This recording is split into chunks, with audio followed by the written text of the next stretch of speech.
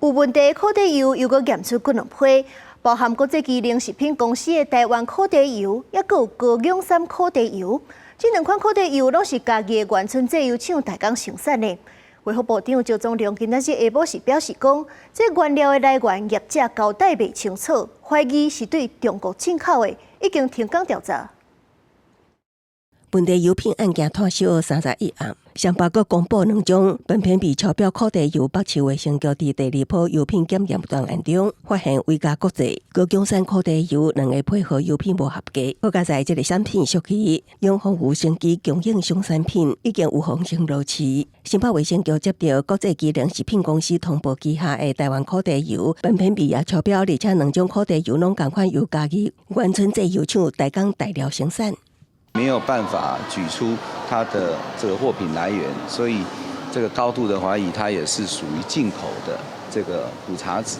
那麼從前一家到這一家，可能他們的來源都是屬於中國的苦茶籽，中國的苯偏比，它的標準是10個 ppb。衛福部強調，目前油源的賠償原因，驗過烤地油製程中溫度無懸，高度懷疑是原料處理中航太過程產生風險。台灣烤地油773罐，透過門市甲官方網站賣出，新北市府也會督促業者賠償。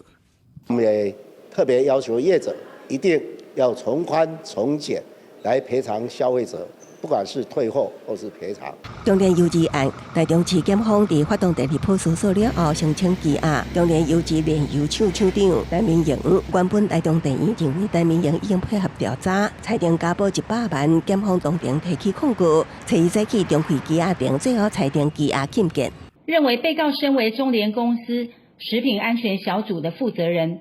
在知悉產品苯偏比超標，且食安危害擴大之後，仍然採取消極不予通報與停工的態度。